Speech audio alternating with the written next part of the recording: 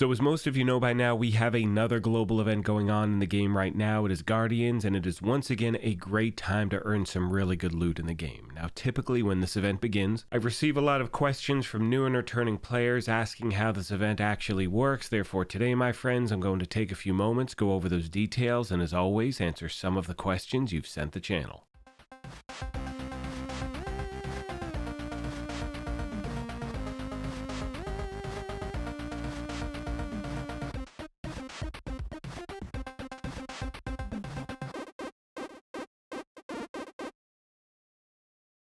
What's up, my YouTube family? Welcome back to the Gaming Brigade, and the first thing I want to make sure I mention as we begin is that this is a video truly designed for new and returning players. If you have played global events before, you know everything I'm about to say in the video, so I do not want you to waste your time. Now, the first thing we're going over are the rewards that you're going to receive as you make your way through the tier system, which you can see on screen. Each tier is going to give you a different cache. Now, it's important to mention a few things as we move on. First of all, there happen to be two ways you can earn stars in the game. You're going to see in a moment on the screen there are daily challenges which you have an entire week to complete. So let's say on day one you don't complete everything, you still have the rest of the week to complete them. But secondly, you're also going to earn a star for every single shade level that you gain when this event is active, and that takes us, my friends, to the most important aspect of this, which is you need to activate the event. So if you look at the bottom left corner, you can see the game indicates what you need to do to activate the event. Once you press whatever key it tells you to, then you're going to see that countdown timer, which you can see right now takes 10 seconds, and once you reload back into the game, there is a clear indication that the global event is active. Now keep in mind, you can turn this on and off as many times in a row as you like, but in my opinion, when these events are going on, it happens to be a great time to take advantage of another way you can earn loot in the game. Again, earning those stars, buying those named caches, exotic caches, things like that, and hopefully getting something you've been trying to get for a while. Now at this point, I want to give you a very basic breakdown on how this event works, and again, this is for those of you who are just playing Guardians for the first time. So when you look at the NPCs right now when the event is active, you're going to see one of two icons over their head. There's going to be a yellow one or a red one. The bottom line is this: go for the yellow ones first, because until you take them out, you are not going to be able to do any damage to the NPCs whatsoever. Now you can also see once you take out one of the Guardians, which is indicated by that yellow icon, there is an explosive radius, so you want to make sure you're clear of that. And this is where the fun begins, my fellow agents, because when you take out the Guardian, you are also going to get a bunch of different buffs to your character: rate of fire increase, damage increase. I mean, in many ways it does feel like Golden Bullet. The one thing I notice is you're not getting that instant, reload, so you do feel a difference in that, but the reload speed is definitely increased as well. Now that brings us to another aspect, and this is another one of those questions I receive when these events begin, is what is the best way to farm for XP? What changes have been made? So we know with Year 5 Season 1, they did make a lot of adjustments to the amount of XP you're going to earn with different activities in this game. Now, in my opinion, one of the most efficient ways to farm at this point is hitting up hostage rescues, which happen to be located all across the map. Now, another thing I strongly recommend, and again, this is for those of you just jumping into the game, but if you really want to be efficient with your time, I recommend dropping the difficulty down to challenging, add 3 or more directives, because you are going to be able to rip through this content, and you will see on the screen that you're going to be able to earn a ton of XP in a short amount of time. Now, as far as which,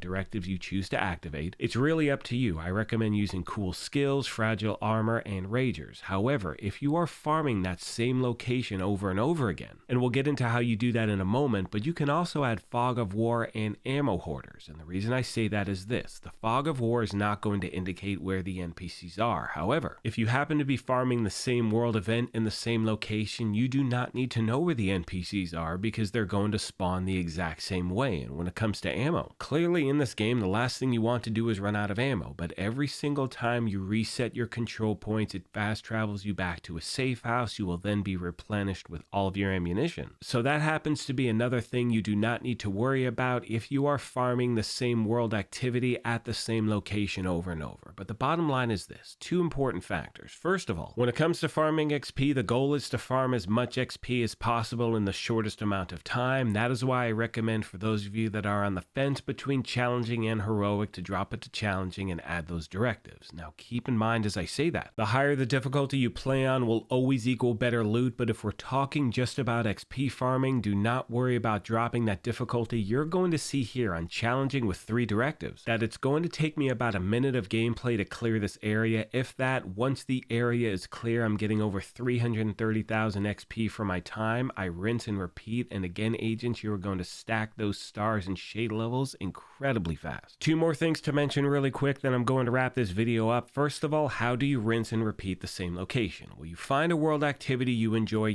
hitting up in the game, and what you want to do is this. Once you clear it, you're going to open up your map. You are then going to reset your control points. When you do, go to that exact same location, and if that event is there, you want to repeat that over and over, that exact same process. Now, the other thing I want to clear up for those of you that have been asking is what are the best caches to buy during this event, and that is going to be dependent on what you're looking for. Now, I do want to clear a few things really quick. First of all, when it comes to getting those named Dark Zone exclusives, you can find them in one of 2 caches. They can be in named caches and they can be in legacy caches as well. Now, as we move to exotic caches, they can contain any previous seasonal exotics in them, but to be clear, they will never contain a raid exclusive. You have to go into the raid, or if you're looking for the Eagle Bearer or Ravenous, you can get those from the Dark Zone as well. I hope this helps out, and as always, questions, comments, feedback, please let me know. On that note, my fellow agents, I'm going to start to wrap this up. I'll leave you with a little more gameplay, and as I mention at the end of every one of these videos, if you happen to be new here, feel free to hit that subscribe or join button. If you enjoyed this, you could hit that like button as well, but most importantly,